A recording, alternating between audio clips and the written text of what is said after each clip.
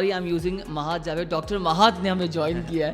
یقین آ بھی رہا تھا لیکن تھوڑا سا ڈپریس یہ بھی اس لیے بھی ہو رہے تھے کہ اب اس کے بعد کوئی ڈگری ہے نہیں کرنے کے لیے. دلہن بنی ہوئی کانووکیشن میں اوپر گاؤن پہن. کیا بات بھائی, یہ تو اسٹوری چلنی چاہیے. یہ ہم دیکھیں کہ ڈیڈیکیشن دیکھیں, کیا بات ہے. اسی وجہ سے میں نے اپنا جو ٹاپک لیا تھا وہ اپنی فیلڈ سے ریلیٹڈ ہی لیا تھا تاکہ میں اس کو پریکٹیکلی آگے یوز کر سکوں. میں جب یونیورسٹی میں آیا تو میں فرسٹ اسٹوڈنٹ تھا جو کہ اسپورٹس اسکالرشپ پہ آیا تھا. مجھے فرسٹ ڈے سے یونیورسٹی مجھے سپورٹ کرتی ہے. 4 ایئرس کی محنت تھی.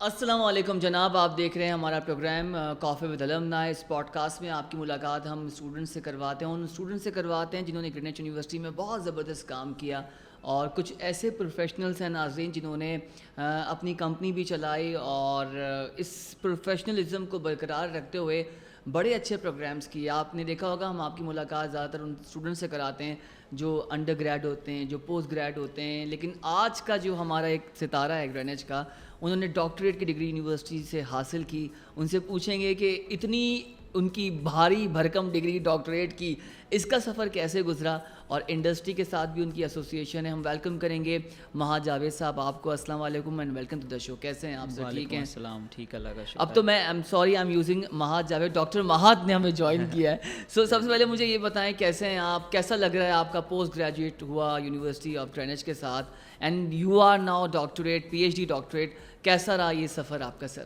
میں ٹھیک, اللہ کا شکر. پہلے تو آپ کا تھینک یو, آپ نے مجھے بلایا, انوائٹ کیا یہاں پر. باقی گرینوچ یونیورسٹی میں 2014 میں MBA میں ایڈمیشن لیا تھا. MBA میں نے یہاں سے کیا. آفٹر دیٹ 2019 میں PhD انرول ہوا, تو finally last year PhD complete ہوا یہاں سے. ساتھ میں اپنا پروفیشنل کیریئر کو بھی کیری آن کیا. تو ایک یہ جرنی لمبی تھی لیکن بہت اچھی تھی. بہت لمبی جرنی تھی لیکن اچھی تھی. بہت کچھ سیکھنے کو ملا اور بہت کچھ نیا کرنے کو ملا یہاں پر. کیا بات ہے, بڑا چیلنجنگ لگ رہا ہے, اس پہ بات کریں گے. ناظرین ایک چیز اور بتائیں کہ ڈاکٹر مہات جو ہیں یہ CEO ہیں بیکسس کمپنی کے. سر سب سے پہلے مجھے اپنا کمپنی پروفائل بتائیں کہ آپ کی کمپنی کیا کر رہی ہے, کس طرح کا کام ہے آپ لوگوں کا, اور انڈسٹری میں اور مارکیٹ میں آپ لوگ کیا سرو کر رہے ہیں. بیکسس بیسکلی جو ہم نے فارم کری تھی, میں نے وہ 2018 میں فارم کری تھی. بیکسس جو کمپنی ہے it's a short form of bacterial systems. ہماری کمپنی جو ہے ڈائگنوسٹک اور ہاسپٹل پروڈکٹس مینوفیکچر کرتی ہے جو کہ بلڈ ٹیسٹنگس اور جو آپریشنس ریلیٹڈ پروڈکٹس ہوتی ہیں جو کہ اس میں یوز کی جاتی ہیں وہ ہم پروڈیوس کرتے ہیں. ہماری فیکٹری جو ہے وہ چائنا کے اندر ہے, اس کو پاکستان لے کر آتے ہیں ود اکنامیکل پرائسز. ہم ہاسپٹلس کو آفر کرتے ہیں کہ انٹرنیشنل اسٹینڈرڈس کی پروڈکٹس, اور الحمدللہ سارے پاکستان کے بڑے ہاسپٹلس ہمارے ساتھ پینل میں, جن میں AKUH, انڈس ہاسپٹل, سب بلڈ بینکنگ سے ریلیٹڈ سب جو ہے ہمارے ساتھ کام کر رہے ہیں اور ان کو ہم سروسز پرووائڈ کر رہے ہیں. اچھا سر, مجھے یہ بتائیں کہ کتنا چیلنجنگ تھا آپ کے لیے, بیکاز آپ کے اوپر ذمہ داری کمپنی کی ہے, آپ ڈیفینیٹلی پروفیشنل ہیں, آپ کام کر رہے ہیں, پھر ڈاکٹریٹ پروگرام بھی کرنا, تو کیسے مینیج کیا ہے سب کچھ؟ دیکھیں پروفیشنل لائف تو اپنی جگہ چل رہی تھی, ساتھ میں PhD کو مینیج ویکینڈس پہ ہماری کلاسز ہوتی تھیں, تو کبھی ٹیچرس میک اپ کلاسز رکھتے تھے, جب بیچ میں بلاتے تھے ہمیں, لیکن کوئی ٹائم ایسا پرابلم ہمیں فیس آئی نہیں کیونکہ یونیورسٹی بھی ہمارے ساتھ بہت کوآپریٹ کرتی تھی. کیونکہ یونیورسٹی اس چیز کو انڈرسٹینڈ کرتی ہے کہ PhD پروگرام کے جو اسٹوڈنٹس ہیں وہ آئدر یا تو جاب کر رہے ہیں یا وہ اپنا بزنس کر رہے ہیں. بالکل ایسا ہی ہے, بالکل. تو اس چیز کو ٹیچرس بھی, پروفیسرز بھی ہمارے بہت انڈرسٹینڈ کرتے تھے, مینجمنٹ انڈرسٹینڈ کرتی تھی, تو ہمیں کوئی ایسا پرابلم مجھے کوئی نظر نہیں آیا کہ کوئی فیس کرنا پڑا. اچھا مجھے بتائیں کہ آپ کی ڈیفینیٹلی جرنی ڈفرینٹ گزری ہے, کیونکہ ریگولر پروگرام نہیں تھا. ریگولر پروگرام کے اسٹوڈنٹس ہمیں بتاتے رہتے ہیں الومنائی کہ بھائی یہ ہوا وہ ہوا. سر مجھے یہ بتائیں کہ آپ کے ٹیچرس کون تھے, ان کے ساتھ آپ کا ایز اے اسٹوڈنٹ تعلق کیسا تھا, کتنا سپورٹیو تھا, اور کوئی ایسا معاملہ جو آپ بول رہے ہو یار بس کہاں پھنس گیا, کیا کچھ اس طرح کا کچھ شیئر کریں گے؟ اسپیسیفکلی PhD کے اگر میں بات کروں تو PhD میں جب میرا جرنی اسٹارٹ ہوئی تو ہماری جو ٹیچر تھیں وہ تھیں ڈاکٹر مسرت عدنان پروفیسر. پھر وہ کسی اپنے پرسنل اس کی وجہ سے شاید بزی ہو گئی تھیں تو انہوں نے آف لیا تھا. تو پھر پروفیسر ڈاکٹر محمد شائق صاحب تھے, انہوں نے بہت سپورٹ کیا اس پورے 3 سال کے اندر ہمیں. اور ایک وقت ایسا آیا تھا جب تھوڑی سی ٹینشن ہوئی تھی کہ جب ہمارے ڈاکٹر شائق جو تھے وہ گیپ تھا ان کا، وہ بیکاز وہ اپنے کینیڈا فیملی کے انوالومنٹ میں ٹریول کرتے ہیں، تو جو ہمارے کرنٹ جو وہ تھے پروفیسرس تھے وہ سب آف ہو گئے تھے، بالکل وہ چھٹیوں پہ چلے گئے تھے 6 مہینے کی 5 مہینے کی. اس دوران ہمارے گیپ تھا، تو میں اور میرے ساتھ جتنے بھی ادر کولیگس جو تھے پڑھ رہے تھے وہ سب پریشان ہوئے تھے ہم لوگ. اچھا مجھے یہ بتائیں کہ جب کانووکیشن کا دن آیا تو کیسی فیلنگس تھیں؟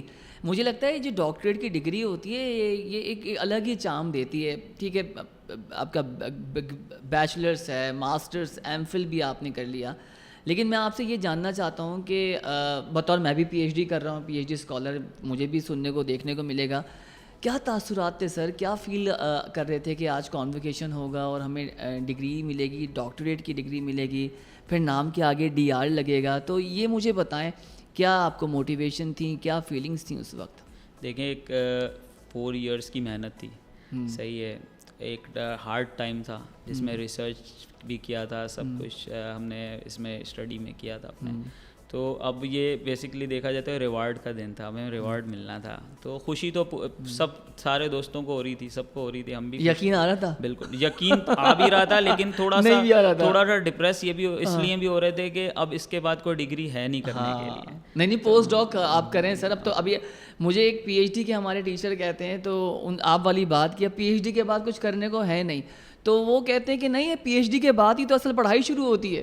تو اب آپ مجھے بتائیں آپ کے پلانس کیا ہیں، کرنا کیا ہے؟ ڈگری لیے اس کو کیسے یوٹیلائز کرنا ہے، کس طرح سے ریسرچ کو کے دائرۂ کار جس پہ آپ نے کام کیا ہے اس سبجیکٹ پہ اس کو کیسے آگے لے کے جانا ہے؟ دیکھیں میرا جو ریسرچ کا جو ٹاپک تھا نا جس میں نے پی ایچ ڈی کی تھی، it's regarding the telemedicine. جی، electronic pharmacy and telemedicine. بہت خوبصورت. اور میرا پروفیشنل بزنس بھی یہی ہے. Oh nice. تو میڈیکل ہیلتھ سے ریلیٹڈ. تو میرا نیکسٹ ان فیوچر پلان یہی ہے کہ اس کے اوپر میں ان فیوچر پریکٹیکلی کام کروں گا. ابھی کرنٹلی تو میرا جو بزنس ہے وہ B2B ہے، B2B والا مارکیٹ ہے. ہاسپٹلس کو ہم سپلائز کرتے ہیں مینوفیکچر کر کے. سر اتنی اچھی بات جو لوگ دیکھ رہے ہیں، خاص طور پہ جو پی ایچ ڈی کرنا چاہ رہے ہیں، ریسرچ کرنا چاہ رہے ہیں، وہ ایک ہمارے پروفیسر نے پچھلے ہفتے بڑی اچھی بات کی کہ بھائی آپ کا جو پی ایچ ڈی کا سبجیکٹ ہے، جو آپ جس پہ ریسرچ کر رہے ہو، وہ آپ کی سی وی ہونی چاہیے. آپ کی جو سی وی کا اسٹرکچر، جو اس میں آپ کا ایکسپیرینس ہے، جو سمری ہے، جو پروفائل ہے، اس سے ہی آپ کا تھیسس ریلیٹ کرے. ابھی جو ڈاکٹر مہات نے بات کی ہے، مجھے بڑا اچھا لگا کہ آپ نے اپنی ہی فیلڈ کو لیا اور اسی پہ آپ کام کر رہے ہیں، اور ڈیفینیٹلی یہ آپ کو بڑا پے آف کرے گا آگے جا کر. چیزیں چینج ہو رہی ہیں. بالکل ایسا ہی ہے. میں اسی وجہ سے میں نے اپنا جو ٹاپک لیا تھا وہ اپنی فیلڈ سے ریلیٹڈ ہی لیا تھا تاکہ میں اس کو پریکٹیکلی آگے یوز کر سکوں. ٹھیک ہے، بالکل. اچھا اب مجھے یہ بتائیں سر، یونیورسٹی لائف بتائیں. آپ لوگ ویکینڈس پہ آتے تھے، تو کوئی ایسی میموری، کوئی ایسی فنی چیز جو آپ کو لگی ہو، آپ لوگ ہنستے ہوں آپس میں، جو آپ کا بیچ تھا پی ایچ ڈی کا، کہ یا ٹیچرس کے ساتھ، پروفیسرس کے ساتھ کوئی واقعہ شیئر کرنا چاہیں گے؟ دیکھیں میری جو یونیورسٹی لائف ہے، شاید یونیورسٹی میں کچھ اسٹوڈنٹس ایسے ہوں گے جن کی اتنی لمبی جرنی گزری ہوگی. اور کیونکہ میں نے آپ بتایا میں 2014 میں ایز اے ریگولر اسٹوڈنٹ آیا تھا ایم بی اے میں. بالکل ایسا. اور 2017 کے اینڈ پہ میری ایم بی اے کمپلیٹ ہوا. تو میرے لیے یونیورسٹی سمجھ لیں کہ ایگزیکٹ، ایک تو کہتے ہیں نا گرینچ یونیورسٹی دا فیملی، میرے لیے یہ ایگزیکٹ فیملی ہی ہے. بیکاز میں جب یونیورسٹی میں آیا تو میں فرسٹ اسٹوڈنٹ تھا جو کہ اسپورٹس اسکالرشپ پہ آیا تھا. مجھے فرسٹ ڈے سے یونیورسٹی مجھے سپورٹ کرتی ہے. At that time I was a current member of Pakistan national team. Squash کھیلتا تھا میں پاکستان کی سائڈ سے ٹیم سے. تو میں ایز اے اسکالرشپ پہ یونیورسٹی آیا تھا. جب اسکالرشپ پہ آیا، یہاں پڑھا، یہاں ٹیچرز نے بہت مجھے سپورٹ کیا، فرینڈس تھے ان کے ساتھ ٹائم اسپینڈ کرتا تھا. تو ایک چیز میموریبل یہ ہے کہ جس دن میری ایم بی اے کی کانووکیشن تھی اس دن میری شادی بھی تھی. اچھا، صحیح ہے. تو میری جو وائف ہے وہ بھی یہیں سے میرے ساتھ ہی انہوں نے ایم بی اے کیا اور انہوں نے میرے ساتھ ہی پی ایچ ڈی کیا ہے. ٹھیک ہے. تو جس دن میری کانووکیشن تھی اس دن میری شادی تھی، اور میں کانووکیشن میں ایم بی اے کی میں بیٹھ نہیں سکا تھا بیکاز میرا ایونٹ تھا.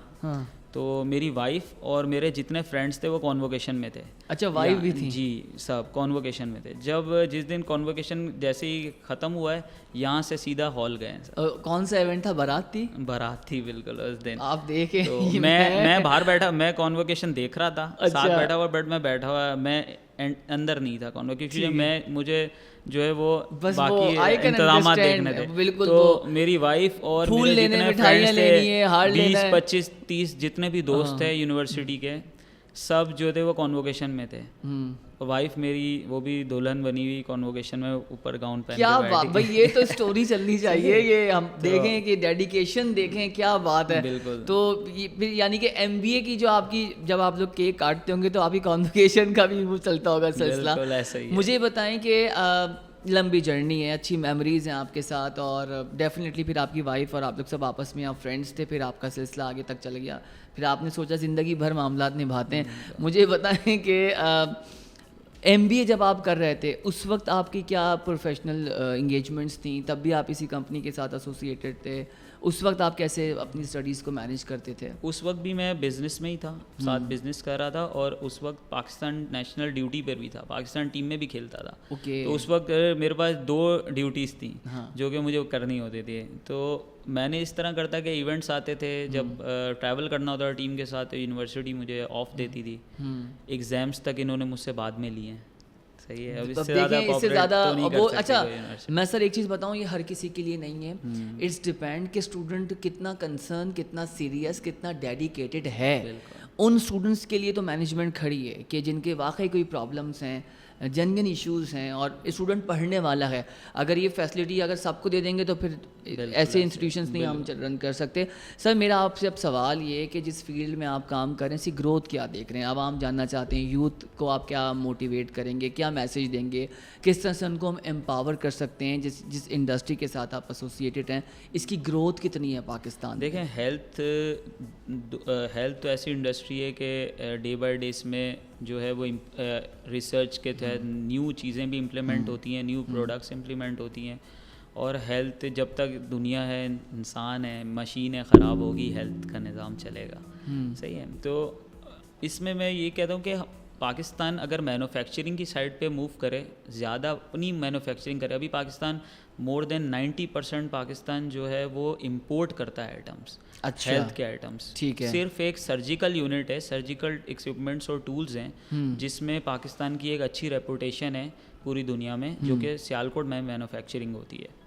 تو پوری دنیا میں وہ پاکستان سے ہی جاتے ہیں سرجیکل. پاکستان جیسا سرجیکل انسٹرومنٹس کوئی بھی نہیں بناتا. انفیکٹ کہ ان کیس کے جاپان تک پاکستان سے لیتا ہے وہ انسٹرومنٹس. تو کیا بات ہے.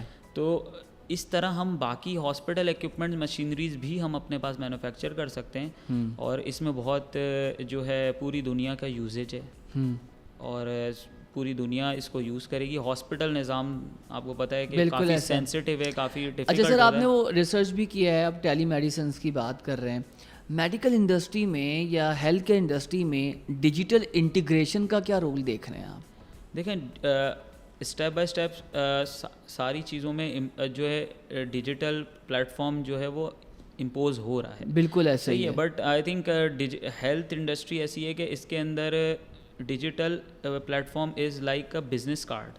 یہ ایک بزنس کارڈ ہے کہ آپ کی چیز سے بس میسیج تک پہنچائے. بیکاز ہیلتھ انڈسٹری جو ہے وہ ڈیجیٹل پلیٹ فارم کے تھرو 100% آپریٹ نہیں ہو سکتی. 100% آپریٹ جو ہے یہ اویئرنیس کے لیے تو ہو سکتی ہے, لیکن آپریشن اس کے اوپر جو ہے 100% پاسبلٹی نہیں ہے. ہاں وہ دکھ بھی رہا ہے, وہ جب تک سرجن اور وہ کو نہ ان پرسن آ کر دیکھیں. ہاں سمٹمس, میڈیکیشنس, ٹیسٹ وغیرہ کی حد تک رسائی ہو رہی ہے, اور AI اس پہ آئی تھنک بڑا کام کر رہا ہے, خاص طور پہ یہ بلڈ پریشر, شوگرز والے جو امراض ہیں, اس کی time and cost effective due to digital platform یہ ہو رہا ہے ڈے بائی ڈے.